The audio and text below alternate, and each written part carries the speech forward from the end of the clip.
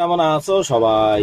FIFA World cup বিশ্বের সবচেয়ে বড় একটি স্পোর্টস টুর্নামেন্ট। 2022 সালে কাতারে অনুষ্ঠিত ফিফা ওয়ার্ল্ড কাপ ফিফার রিপোর্ট অনুযায়ী প্রায় 5 বিলিয়ন মানুষ বিশ্বকাপের ম্যাচগুলো দেখেছে। জাস্ট ইমাজিন করতে পারো, সারা বিশ্বের প্রায় 3/2 মানুষই এক সিঙ্গেল স্পোর্টিং ইভেন্ট দেখেছে। এবছর এখন পর্যন্ত রেকর্ড ব্রেকিং অডিয়েন্স দেখা যাচ্ছে ফিফা ওয়ার্ল্ড কাপ ম্যাচগুলো উপভোগ করার জন্য। ফিফার রিপোর্ট অনুযায়ী টিভির অনলাইন প্ল্যাটফর্ম, রাইটস এবং গ্যালারি টিকিট সব মিলিয়ে প্রায় 600 কোটি মানুষ, প্রায় 600 কোটি প্লাস অডিয়েন্সের সাড়া পাওয়া যাচ্ছে বলে ফিফা প্রকাশ করেছে। কিন্তু তোমরা এটা চিন্তা করে দেখেছো যে ফিফার বিজনেস মডেল, এই বিজনেস মডেলটি কিভাবে কাজ করে? ফিফা এজ অ্যান এজেন্সি কিভাবে কাজ করে এবং টাকা ইনকাম করে, আর কত টাকাই বা ইনকাম করে, আর কেনই বা বিশ্বের প্রত্যেকটা দেশ ফিফার এই ওয়ার্ল্ড কাপ তাদের নিজেদের দেশে আয়োজন করতে চায়?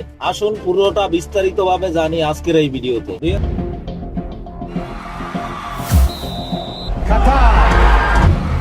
FIFA says alcohol sales have been banned. The decision is clear. I think personally, for 3 hours a day, you cannot drink a beer, you will survive. The most deadly Middle East construction project. Qatar's treatment of the LGBTQ community. FIFA is under fire. 2018 FIFA World cup অনুষ্ঠিত হয় রাশিয়ায়। এই বিশ্বকাপকে কেন্দ্র করে 2015 থেকে 2018 সাল পর্যন্ত 4 বছরের চক্রে ফিফার মোট আয় ছিল প্রায় 6.4 বিলিয়ন মার্কিন ডলার। এরপর আসে 2022 ফিফা ওয়ার্ল্ড কাতারে অনুষ্ঠিত এই বিশ্বকাপের ইতিহাসের অন্যতম সফল ও বেশি দেখা স্পোর্টস টুর্নামেন্ট ইভেন্ট হিসেবে পরিণত হয়। 2019 থেকে 2022 সালের সাইকেলে ফিফার মোট আয় দাঁড়ায় প্রায় 7.6 বিলিয়ন মার্কিন ডলার। অর্থাৎ 2018 এবং 2022 সালের বিশ্বকাপকে কেন্দ্র করে দুইটি বিশ্বকাপ সাইকেলে ফিফার মোট আয় ছিল প্রায় 14 বিলিয়ন মার্কিন ডলার। বাংলাদেশি টাকায় হিসাব করলে এর পরিমাণ দাঁড়ায় 1,70,000 কোটি টাকারও বেশি। ফিফা শব্দের ফুল ফর্ম হলো federation internationally day football association. এটা একটি ফরাসি শব্দ, এই ফরাসিতে প্রনাউন্সিয়েশনটা ঠিক মতো করতে পারলাম না। যদি ইংলিশে বলি, international federation of association football. এটি 1904 সালে রবার্ট গেরিন দ্বারা প্রতিষ্ঠিত হয়েছিল। তিনি 60টি দেশের মেম্বারদের একত্রিত করেন, তারা প্যারিসে মিটিং করেন এবং ফিফা ফাউন্ডেশন অ্যাক্টে সাইন করেন। প্রতিষ্ঠার পর তিনিই ছিলেন ফিফার প্রথম প্রেসিডেন্ট। 118 বছর টাইম ফাস্ট ফরওয়ার্ড করলে দেখা যায় 211টি দল ফিফার সাথে সংযুক্ত হয়েছে। ইন্টারেস্টিং ব্যাপার হলো এই দলগুলোর মধ্যে সবগুলো আলাদা আলাদা দেশ নয়, এর মধ্যে কিছু টিম আলাদা আলাদা টেরিটরি থেকে পার্টিসিপেট করে, যেমন ম্যাকাও এবং ইউএস ভার্জিন আইল্যান্ড। ফিফাতে তাদের একটি দল আছে, কিন্তু তারা স্বাধীন দেশ নয়। এই দলগুলোকে 6টি বৃহত্তর কনফেডারেশনে বিভক্ত করা হয়েছে। প্রতিটি মহাদেশে ফিফার একটি করে কনফেডারেশন রয়েছে, যথা আফ্রিকা, ইউরোপ, দক্ষিণ আফ্রিকা, ওশেনিয়া, উত্তর ও মধ্য আমেরিকা এবং ক্যারিবিয়ানকে একটি হিসেবে এবং এশিয়া ও অস্ট্রেলিয়া একটি হিসেবে দলবদ্ধ করা হয়েছে। অ্যান্টার্কটিকা একমাত্র মহাদেশ যেখানে কোনো কনফেডারেশন নেই, কারণ খুব সহজ, যথেষ্ট লোকবল নেই। একটা বিষয় যা আপনাকে অবাক করতে পারে, যদিও ফিফা বিলিয়নস অফ ডলার আয় করে, ফিফা একটি এনজিও। এটিকে একটি বেসরকারি এনজিও বলা হয়ে থাকে। এটি তৈরির উদ্দেশ্য ছিল সারা বিশ্বে ফুটবলের প্রচার করা। কিন্তু অন্যান্য এনজিও যেভাবে সমাজসেবামূলক কাজে জড়িত, ফিফাও ঠিক সেভাবেই সামাজিক ও উন্নয়নমূলক কর্মসূচি চালায়, যেমন education for all, save the planet, save the children. FIFA foundation 2018 সালে একটি স্বাধীন ফাউন্ডেশন হিসেবে প্রতিষ্ঠিত হয়েছিল, যার উদ্দেশ্য ছিল ফুটবলের ইতিবাচক শক্তিকে কাজে লাগিয়ে মানুষের জীবনযাত্রার মান উন্নয়ন করা। অনেকটাই ফিফা অন্যান্য এনজিওর মতো সমাজসেবামূলক কাজে জড়িত। কিন্তু এর পরও যে প্রশ্নটি ওঠে তা হলো, এই সংস্থার শীর্ষে কারা আছে? ফিফার প্রধান সিদ্ধান্ত গ্রহণকারী সংস্থা হলো ফিফা কাউন্সিল। ফিফা কাউন্সিল 37 জন সদস্য রয়েছে। কাউন্সিলের একজন সভাপতি আছেন, তিনি ফিফা কংগ্রেস দ্বারা নির্বাচিত হন। 8 জন সহসভাপতি এবং বাকি 28 জন সদস্য। আর্থিকভাবে ফিফা একটি 4 বছরের চক্রে পরিচালিত হয়। এই সাইকেলগুলোকে বিশ্বকাপ কেন্দ্র করে চালানো হয়। এর প্রধান দুটি কারণ রয়েছে। প্রথমত, নারী ফুটবলারদের জন্য তাদের নতুন ইনকাম কৌশল। অস্ট্রেলিয়া এবং নিউজিল্যান্ডে অনুষ্ঠিত 2023 ফিফা মহিলা বিশ্বকাপের জন্য ইতিমধ্যে আলাদা স্পন্সর চুক্তি স্বাক্ষরিত হয়েছে। যেহেতু মহিলা বিশ্বকাপের জনপ্রিয়তা বাড়ছে, এটি ফিফার জন্য আয়ের একটি নতুন উৎস। এবং দ্বিতীয় কারণটি হলো 2026 ফিফা ওয়ার্ল্ড আরো বড় পরিসরে অনুষ্ঠিত হবে। এতে 32টির পরিবর্তে 48টি দল অংশগ্রহণ করবে। আরো বেশি ফুটবল ম্যাচ অনুষ্ঠিত হবে এবং বেশি ম্যাচ হওয়ায় স্পন্সররা তাদের বিজ্ঞাপন আরো বেশি দেখানোর সুযোগ পাবে এবং বিশ্বকাপের প্রতি দর্শকদের মনোযোগ দীর্ঘ সময়ের জন্য আকৃষ্ট থাকবে। 2026 বিশ্বকাপ যুক্তরাষ্ট্র, কানাডা এবং মেক্সিকোতে অনুষ্ঠিত হবে। যেহেতু ফিফা বিশ্বকাপ ফিফার সবচেয়ে জনপ্রিয় টুর্নামেন্ট, তাই ফিফার আয়ের 95% ফিফা বিশ্বকাপ থেকেই আসে। আসুন সঠিক আয়ের হিসাবটি দেখি। ফিফার আয়ের প্রথম এবং সবথেকে বড় উৎস হলো সম্প্রচার রাইট। আগের সাইকেলে অর্জিত 6.4 বিলিয়ন মার্কিন ডলারের মধ্যে 3.1 বিলিয়ন ডলার এসেছিল শুধুমাত্র টিভি রাইট থেকে। বিশ্বকাপ 140টিরও বেশি দেশে দেখানো হয় এবং প্রতিটি দেশের নিজস্ব টিভি চ্যানেল রয়েছে, যেখানে আপনিও ফুটবল ম্যাচগুলো দেখতে পারেন। টিভি চ্যানেলগুলোতে তাদের ম্যাচগুলো দেখানোর জন্য ফিফার কাছ থেকে টিভি রাইটস কিনে থাকে। উদাহরণস্বরূপ ভারত এবং বাংলাদেশের বিটিভি গত সিজনে প্রায় 100 কোটি টাকা দিয়ে টিভি রাইট কিনেছিল এবং ভারতের রিলায়েন্স সমর্থিত ভায়াকম 4.5 বিলিয়ন রুপিতে এই চুক্তিটি পেয়েছে। টিএ স্পোর্টস, স্টার স্পোর্টস এবং জিও সিনেমা অ্যাপে ফিফার ম্যাচগুলো দেখতে পারেন। এরপর আসে দ্বিতীয় উৎস, মার্কেটিং রাইট। গত বিশ্বকাপ মৌসুমে ফিফা এর থেকে প্রায় 1.66 বিলিয়ন ডলার আয় করেছিল। বিভিন্ন কোম্পানি ও ব্র্যান্ড ম্যাচ চলাকালীন তাদের বিজ্ঞাপন চালানোর জন্য ফিফাকে অর্থ প্রদান করে। তালিকার শীর্ষে রয়েছে ফিফা পার্টনার কোম্পানিগুলো, যেমন Adidas, Coca Cola, Wanda group, Hyundai, Kia, Qatar Airways, Qatar energy, Visa এবং তারপরে আসে বিশ্বকাপের নির্দিষ্ট স্পন্সররা, যারা শুধুমাত্র বিশ্বকাপ চলাকালীন তাদের বিজ্ঞাপন চালানোর জন্য অর্থ প্রদান করে। এদের মধ্যে রয়েছে ম্যাকডোনাল্ডস, ভিভো, ক্রিপ্টো.com, বাডওয়াইজার, বাইজুস। 2018 সালে একটি Russian gas company gas promo sponsor ছিল, কিন্তু ইউক্রেন যুদ্ধের কারণে এর উপর কঠোর নিষেধাজ্ঞা আরোপ করা হয়। এবং তারপর রয়েছে রিজনাল বস, ফাইন ওয়াইপস,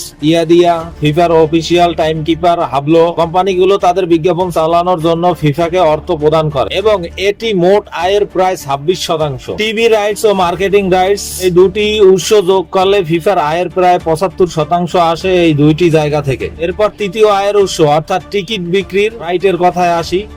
স্টেডিয়ামে বিক্রি হওয়া টিকিট, অর্থাৎ স্টেডিয়ামের দর্শকদের থেকে অর্জিত আয়। আগের মৌসুমে ফিফা টিকিট বিক্রি করে প্রায় 564 মিলিয়ন মার্কিন ডলার আয় করেছিল। এই বছর আরো বেশি টিকিট বিক্রি হবে বলে আশা করা হচ্ছে, তাই আয় আরো বাড়বে আগের থেকে। 2018 বিশ্বকাপের সময় হসপিটালিটি এবং আবাসন রাইট থেকে আরো 148 মিলিয়ন ডলার আয় হয়েছিল। মোট আয়ের প্রায় 11% এই খাত থেকে এসেছিল। চতুর্থ উৎসটি হলো ফিফার ব্র্যান্ডের লাইসেন্সিং রাইট। উদাহরণস্বরূপ একটি ভিডিও গেম বা ফুটবল গেম ফিফার লোগো ব্যবহার করতে হলে ফিফার কাছ থেকে রাইট কিনতে হয়, যা আয়ের আরেকটি। এর মৌসুমে এই খাত থেকে প্রায় 600 মিলিয়ন ডলার আয় হয়েছিল। এর একটি বাস্তব উদাহরণ হলো FIFA World cup grand final 18, এমন একটি আয়োজন যেখানে 20 মিলিয়নেরও বেশি মানুষ অংশগ্রহণ করেছিল। পঞ্চম এবং শেষ উৎসটি হলো বাকি ছোট ছোট উৎসগুলোর সম্মিলিত আয়, যেমন ফিফা ক্লাব বিশ্বকাপ খেলার সময় পেনাল্টি এবং FIFA appeal, FIFA quality programme,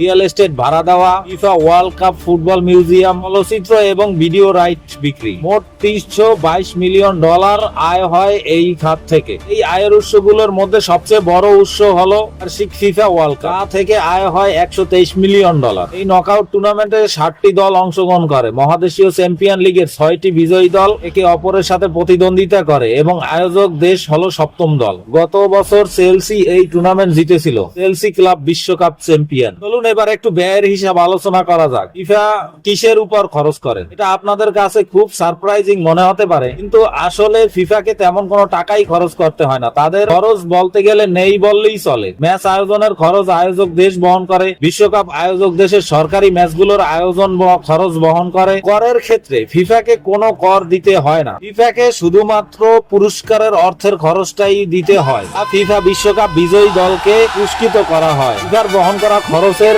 এটি একমাত্র প্রধান অংশ। 2022 বিশ্বকাপের জন্য মোট পুরস্কারের পরিমাণ 440 মিলিয়ন মার্কিন ডলার। বিজয়ী দল পাবে 42 মিলিয়ন ডলার, রানার আপ দল পাবে 32 মিলিয়ন মার্কিন ডলার। এরপর বাকি দলগুলোর মধ্যে নাম্বার ওয়াইজ প্রাইজ মানি দেওয়া হয়। এছাড়াও আয়োজক দেশের জন্য খেলাগুলোর আয়োজন করার খরচ কত? উদাহরণস্বরূপ 2022 বিশ্বকাপে একাধিক মূল ধারার গণমাধ্যমের প্রতিবেদনে অনুমান করা হয়েছে, যেমন ফোর্বস এবং ব্লুমবার্গ বিশ্বকাপ আয়োজন করতে কাতার 200 বিলিয়ন ডলার ব্যয় করেছে। কিন্তু এই সংখ্যাটি 200 বিলিয়ন ডলার যুক্তিসঙ্গত নয়, কারণ কাতারের এই বিশ্বকাপ আয়োজনকে কাতার ন্যাশনাল ভিশন 2030-এর একটি অংশ হিসেবে দেখা হয়। এই বিশ্বকাপের জন্য কাতার একটি আধুনিক মেট্রো রেলের ব্যবস্থা তৈরি করেছে। ক্লিয়ারলি এটি পরে সেখানকার বাসিন্দারা ব্যবহার করবে। বিমানবন্দর স্থাপনা করেছে, নতুন হোটেল তৈরি করেছে। তাদের রাজধানী শহর দোহায় নতুন একটি শহর তারা গড়ে তুলেছে। এর একটি অংশ বিশ্বকাপের চেয়েও বৃহত্তর উদ্দেশ্যে ব্যয় করা হয়েছিল। এগুলো বিশ্বকাপের পরেও ব্যবহার করা যাবে। তা সত্ত্বেও কাতার এর জন্য বিশ্বকাপের আয়োজন খরচ বিলিয়নস অফ ডলারে পৌঁছেছিল। উদাহরণস্বরূপ কাতারে 8টি ভেন্যুতে ম্যাচ অনুষ্ঠিত হয়েছে, এর মধ্যে 7টি বিশ্বকাপের জন্য তৈরি করা হয়েছিল। সরকার দাবি করেছে যে স্টেডিয়ামগুলো নির্মাণে খরচ হয়েছে 6.5 বিলিয়ন মার্কিন ডলার। 2022 বিশ্বকাপ আয়োজনের জন্য কাতারকে 2010 সালেই বেছে নেওয়া হয়েছিল। যুক্তরাষ্ট্র, দক্ষিণ কোরিয়া, জাপান, অস্ট্রেলিয়া সহ বেশ কয়েকটি দেশ 2022 বিশ্বকাপ আয়োজনের জন্য বিট করেছিল। তাদের মধ্য থেকে কাতারকে বেছে নেওয়া হয়। এটি অনেকটা বিতর্কের জন্ম দেয়। দুর্নীতি অভিযোগও উঠেছিল। তৎকালীন ফিফা সভাপতি সেপ ব্লাটার দাবি করেছিলেন যে নতুন দেশগুলিতে ফিফা বিশ্বকাপ আয়োজিত হওয়া একটি ইতিবাচক উন্নতি। এই প্রথমবার কোন মধ্যপ্রাচ্যের দেশে ফিফা বিশ্বকাপ আয়োজিত হয়েছিল, কিন্তু এখন একই ব্যক্তি বলেছে যে তাদের বিশ্বকাপ আয়োজনের অনুমতি দেওয়াটা ছিল একটি ভুল। কেন? বেশ কয়েকটি কারণ রয়েছে। কাতারকে ঘিরে বেশ কিছু বিতর্ক তৈরি হয়েছে। অভিযোগ রয়েছে যে বাংলাদেশ, ভারত, পাকিস্তান, শ্রীলঙ্কা এবং নেপালের শ্রমিকদের জোরপূর্বক শ্রমে বাধ্য করা হয়েছিল। তারা তাদের চাকরি পরিবর্তন করতে পারবে না, দেশ ছাড়তে পারবে না এবং তাদের পারিশ্রমিকের জন্য মাসের পর মাস অপেক্ষা করতে হবে। 2000 সালের শুরুর থেকে কাতারে এত বেশি বিদেশি কাজ করতে এসেছে যে তারা এখন মোট জনসংখ্যার প্রায় 80%। তারা স্টেডিয়াম গুলো উন্নত করেছে এবং অবকাঠামো নির্মাণ করেছে। জানা গেছে 2010 সাল থেকে 6700-ও বেশি দক্ষিণ এশীয় প্রবাসী শ্রমিক মারা গেছে। এটি জানা গেছে অ্যামনেস্টি ইন্টারন্যাশনালের একটি জরিপ অনুসারে। 73% উত্তরদাতা বলেছেন যে মানবাধিকার লঙ্ঘনের জন্য প্রবাসী শ্রমিকদের ক্ষতিপূরণ দিতে ফিফার 440 মিলিয়ন ডলার বরাদ্দ রাখা উচিত। দ্বিতীয় বিতর্কটি ছিল LGBTQ+ অধিকার নিয়ে। কাতারে অপ্রচলিত সম্পর্ক আইনগত বৈধ নয়। প্রকৃতপক্ষে LGBTQ+ সম্প্রদায়ের বিখ্যাত রংধনু পতাকা, এমনকি সেগুলো সামান্য চিত্রায়নও নিষিদ্ধ করা হয়েছে। অ্যালকোহল নিয়েও একটি বিতর্ক ছিল। বাডওয়াইজার ছিল একটি অ্যালকোহল ব্র্যান্ড, তার সাথে ফিফার 75 মিলিয়ন ডলারের একটি চুক্তি ছিল যাতে স্টেডিয়াম গুলোতে এই ব্র্যান্ডের অ্যালকোহল বিক্রি করা হয়। কিন্তু টুর্নামেন্ট শুরু হওয়ার প্রায় 2 দিন আগে তাদের জানানো হয় যে ম্যাচ চলাকালীন অ্যালকোহল বিক্রি করা হবে না। পরিশেষে এই বিষয়ে সবচেয়ে বিতর্কিত ব্যাপারটি ছিল কিভাবে কাতার 2022 ফিফা বিশ্বকাপ আয়োজক হওয়ার অধিকার পেল। 2010 সালে এই সিদ্ধান্ত নেয়ার পর থেকে ফিফার কার্যনির্বাহী কমিটি 22 জন সদস্যের অর্ধেকের বেশি হয় দুর্নীতি এবং অসদাচরণের অভিযোগে অভিযুক্ত হয়েছে অথবা তাদের বিরুদ্ধে তদন্ত চলছে। এমিরেটস, কোকা-কোলা, সোনি, এডিডাস এবং ভিসার মতো বেশ কয়েকটি ব্র্যান্ড এই বিষয়ে বিতর্কিত প্রকাশ করেছে। অভিযোগ রয়েছে যে কাতারকে আয়োজক রাইট দেওয়ার জন্য ফিফার শীর্ষ সদস্যরা ঘুষ খেয়েছিল। আপনি কি জানেন বিশ্বকাপ আয়োজক দেশের সরকারের কাছ থেকে ফিফা 60টি নিশ্চয়তা এবং ঘোষণা চেয়ে থাকে। এই নিশ্চয়তাগুলো বিভিন্ন বিষয়ের সাথে সম্পর্কিত। ভিসা, অনুমতিপত্র এবং আবাসন সংক্রান্ত বিষয়, কাজের অনুমতিপত্র এবং শ্রম আইন থেকে অব্যাহত, নিরাপত্তা ও সুরক্ষা, বাণিজ্যিক অধিকারের সুরক্ষা ও ব্যবহার, টেলি যোগাযোগ, মৌকুফ ক্ষতিপূরণ এবং অন্যান্য আইনি বিষয়, এবং সবশেষে কর অব্যাহতি। বিশ্বকাপ আয়োজক করতে ইচ্ছুক যে কোনো দেশের উপর ফিফা এত বেশি শর্ত আরোপ করে যে তাদের সমস্ত শর্ত পূরণ করতে হয়। কোনো কর প্রদান করা হবে না, তাদের সম্পূর্ণ খরচ বহন করতে হবে এবং এই পর্যায়ে বিতর্ক নিশ্চিত আপনাকে ভাবতে বাধ্য করতে পারে যে বিশ্বকাপ আয়োজন করে একটি দেশ কি লাভ করে। এত বিপুল পরিমাণ ব্যয় বহন করতে হলেও কোনো দেশ কেন বিশ্বকাপ আয়োজন করতে চাইবে? আয়োজনের সবচেয়ে বড় সুবিধা বলা হয় দেশটির সফট পাওয়ার বৃদ্ধি। যদি কোনো দেশ এই মাপের একটি অনুষ্ঠান সফলভাবে আয়োজন করে তবে তা প্রমাণ করে দেশটি বেশ স্থিতিশীল, আর্থিকভাবে সুরক্ষিত এবং এর ফলে এটি বিদেশি বিনিয়োগের জন্য একটি উপযুক্ত বিকল্প হয়ে ওঠে। কিন্তু কাতারের ক্ষেত্রে যেহেতু অনেক বিতর্ক হয়েছে, সমালোচকরা মনে করে যে এটি হয়তো খুব বেশি বিদেশি বিনিয়োগ আকর্ষণ করতে পারবে না এবং এটি তাদের জন্য প্রকৃত কোনো সুবিধা হয়ে নাও দাঁড়াতে পারে। বলা হয় থাকে দ্বিতীয় সুবিধাটি হলো নবনির্মিত স্টেডিয়ামগুলো, যা পরবর্তীতে দেশের নাগরিক ও বাসিন্দারা ব্যবহার করতে পারবেন। এটি দেশের খেলাধুলাকে উৎসাহিত করবে। কিন্তু বাস্তবে কি এমনটা ঘটে? অনেক দেশের উল্টোটাই ঘটে। বিশ্বকাপ শেষ হওয়ার পর নতুন নির্মিত স্টেডিয়ামগুলো অকেজো হয়ে পড়ে থাকে। ব্রাজিলে যখন 2014 সালে ফিফা অনুষ্ঠিত হয়েছিল তখন তারা 12টি নতুন স্টেডিয়াম তৈরি করেছিল, প্রায় $3 বিলিয়ন খরচ করেছিল। কিন্তু এক বছর পরেই দেখা গেল $550 বিলিয়ন মানের গারিঙ্গা স্টেডিয়াম এখন কাঁচ এবং গাড়ি গাড়ি পার্কিং হিসেবে ব্যবহৃত হয়। কুয়েতে $215 মিলিয়ন নির্মিত স্টেডিয়ামের লকার রুম গুলোতে রাতে সেখানের কর্মীদের আশ্রয়স্থল হিসেবে ব্যবহৃত হয়। এছাড়াও আরেকটি সুবিধার কথা বলা হয় যা জিডিপি বৃদ্ধি করে। যদিও কোনো দেশ বিশ্বকাপ আয়োজন করে তাহলে তারা বিশ্ব থেকে মানুষ সেখানে বেড়াতে আসবে, সঙ্গে সঙ্গে বৈদেশিক মুদ্রা নিয়ে আসবে এবং সেই দেশে পর্যটন বৃদ্ধি তালিকা শক্তি হিসেবে কাজ করবে। এই সুবিধা নিয়ে কোনো সন্দেহ নেই। কাতার বিশ্বকাপের জন্য অনুমান করা হয়েছিল যে 12 লক্ষ পর্যটক কাতারে যাবেন এবং এর ফলে কাতারের অর্থনীতিতে $17 বিলিয়ন সুবিধা হবে। এমনটা জরুরি নয় যে বিশ্বকাপ আয়োজন করলেই কোনো দেশকে শুধু লোকসানই বহন করতে হবে, এর সুফলও থাকবে। ব্যাপারটা হলো যদি কোনো দেশ বিশ্বকাপ আয়োজন করে তবে তাদের হিসাব কষে দেখতে হবে যে দেশে বিশ্বকাপ আয়োজন করলে তারা কোন ক্ষেত্রে লাভবান হবে, কোন ক্ষেত্রে তাদের ক্ষতি হবে এবং এর সামগ্রিক প্রভাব ইতিবাচক হবে নাকি নৈতিবাচক হবে, এবং তারপরেই তাদের সিদ্ধান্ত নেওয়া উচিত যে তারা বিশ্বকাপ আয়োজন করতে চায় কি না। যেহেতু কাতারের জিডিপি বিশ্বে সর্বোচ্চ, সম্ভবত এই বিতর্কগুলো সত্ত্বেও বিশ্বকাপের এটি একটি ইতিবাচক প্রভাব কাতার দেখতে পাবে। আপনার কি মনে হয়? নিচে মন্তব্য করুন।